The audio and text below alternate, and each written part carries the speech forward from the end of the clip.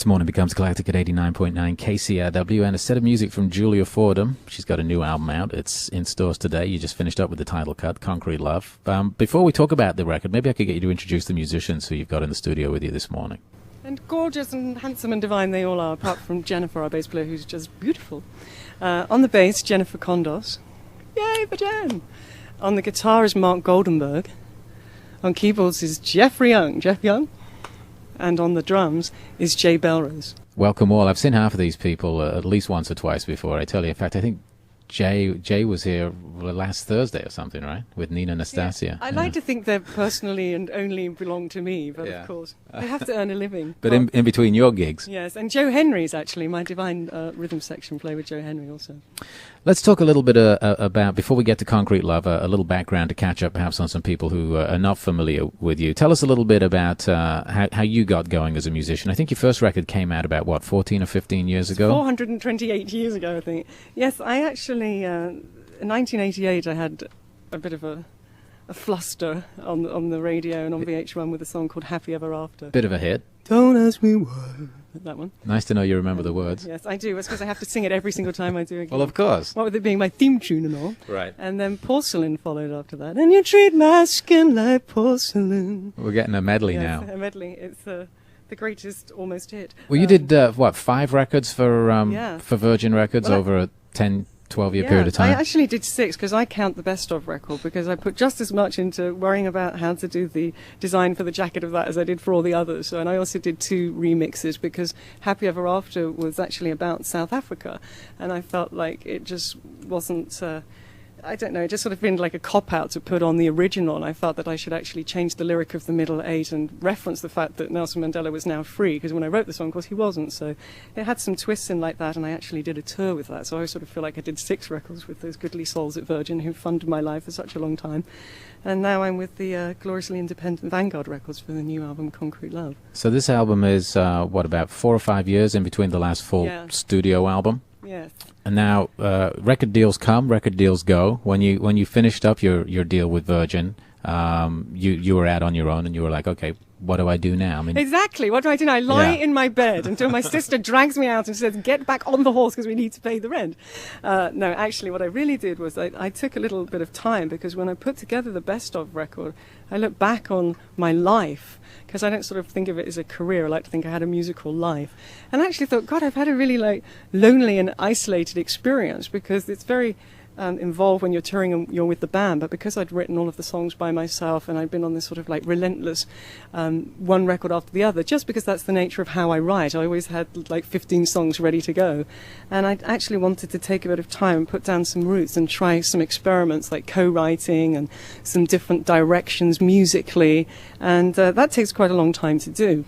I mean, as it transpired, I ended up going back to what I know best and predominantly writing most of the songs myself for the new record. But I did do one co-write with Larry Klein, who produced the record, and a couple with a guy called Gary Clark, who's an incredible singer-songwriter who lives in England. And so I just enjoyed the experience, even though I didn't use some of the things, with having that collaborative change. And I felt like, as a writer, I thought of myself harmonically, and I wanted to make some changes in the sort of elements of the chordal bass of the song. So... but I ended up going back to what I know best. Now, did moving to Los Angeles have much of an impact on your songwriting and on your outlook here? How long have you actually lived in Southern California? Well, I've actually been here for 7 years, because I came to do my 4th album, Falling Forward, with Larry Klein also, actually. And then I ended up doing my next record after that, East West, with Michael Brook, who's an incredible guitar player and world music man, and I just seemed to be here all the time. But I then thought, God, when you go back to England, it's always raining, and also apart from the fact that it's jolly chilly over there, I also found that in America there is a sort of wider spectrum of musical homes for people, whereas as much as I love England and every person who is British, there's something about the music scene that can be very cutting edge, but can also be extremely streamlined. And, they tend to have just this sort of top 40, and they don't really welcome anything that doesn't fit that format. But over here, you can just be a good singer and a songwriter, and it's okay. So I think that apart from the fact that the musicians here, and the two producers were here, and it's really sunny here. There were a lot of things that seduced me. Whether or not that changes me as a writer, I think probably not, because I just write my songs wherever I am. I'm not someone who sits down and says, today I'll write a song. I'm always somewhere else doing something, and a song comes to me. So I think that it doesn't matter where I am in the world. What about musically? I mean, living in Southern California, and the players here, I mean, obviously you've got some of them in with you today, Is that something, or those people bring something to your music? I think, of course, every person who is playing in the live band or on the record brings with them their musical history and their influence. And I think more so on this record, the sort of people that were playing on it, they don't live or come from England. For example, Billy Preston, Larry Klein, when he heard all the songs that I'd written for this record, he felt that there was a real sort of soulful thread to them. And he felt that players like Billy Preston and Dean Parks, and also the singers Sweet Pea and Sir Harry from Was Not Was, actually had the flavour to their musicality that would best suit the album. Now, I don't think you're going to find those people living in Southampton in England, so I think it's hard to know what it is that you bring that's sort of uniquely and innately English, and then how that is then influenced by the people around you. I mean, I'm sure greatly, my fine players here would play the songs differently to how my pals back home would.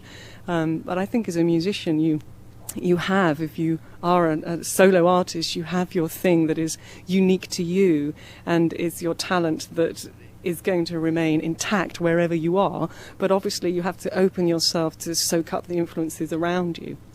There's a couple of duets on this record as well. We talked about the title track, which is Concrete Love, and once you'd finished that track, actually, you went back in and recorded a duet with India Ari. Tell us about that. Well, the magical India story is that I'd actually completely finished, mixed and mastered the record and had it in a box that said advance and was giving it out to people. We actually had it. You had it, you see, and I gave it to India, who I'd met and become friendly with, and she kept saying, I love that Concrete Love song, it's my jam, was what she kept saying. And she ended up coming to my house on the day of her great 7 Grammy nominations, and my sister and I did a little tea party for her.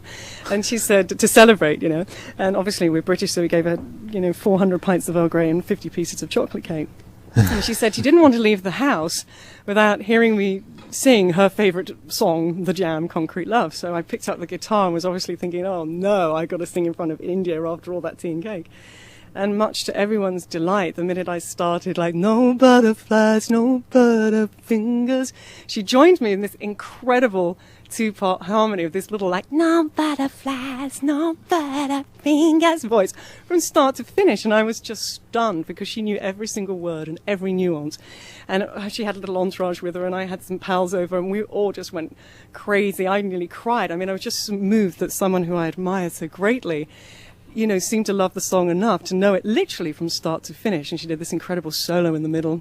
And when it finished, she said, I told you that was my jam. She'd obviously been singing it in the shower or something. And I said, where have you been? She said she plays it repeatedly in her car and sings it over and over again. So as it happened by coincidence, Vanguard had decided that Concrete Love was going to be the first single. And they didn't know anything about my relationship or that experience with India. So we'd already pressed the single with just me, and I actually just happened to send an email to India and go, hey, I'll never guess, your favourite jam is like totally the single, and P.S. don't suppose you have the time or inclination to come and recreate that musical magical moment in the front room. And she said yes, and she was, I now refer to her as Saint India.re because she literally, jumped on a plane, came down to the studio and arrived and said, okay, I'm going to do what I do in the car. That's great. And Larry Klein and I were just like, this is just magic. So for me, I just feel like she blessed the album because she sort of gave it a kiss of life because there'd been a delay with the record coming out. And for me, I was reinvigorated about the songs and the project because India was now involved. I got a chance to go back in, resequence it, redo the artwork. So it just felt like a whole new record just by this beautiful guest appearance. That's a great story. And Joe Henry also duets with you on a song on this, which was obviously originally recorded for the album. Joe, great artist, wonderful record, the Scar album, absolutely loved it. And we wanted to bring a voice on that was a real sort of juxtaposition to my own. And I think, he's like the king of gravel tone. And, the way he sort of complimented my voice was almost like this sort of musical instrument coming in. And that was just a fantastic experience. And he just, we sent him the song, he said yes immediately, came in the next day, the same sort of thing. And I really felt like that was, quite a privilege to have him and him to be so sort of present when he was there, if you know what I mean. Like, he was very kind of attentive to what we were doing, and God bless him. The new record is called Concrete Love. It's in stores today. Julia Fordham is our guest. I'm going to let you get back to another set of music so we can get the rest of the songs in. I want to tell people that there is a show tonight that's sold out, but there's another show tomorrow, and there's still tickets available for that one.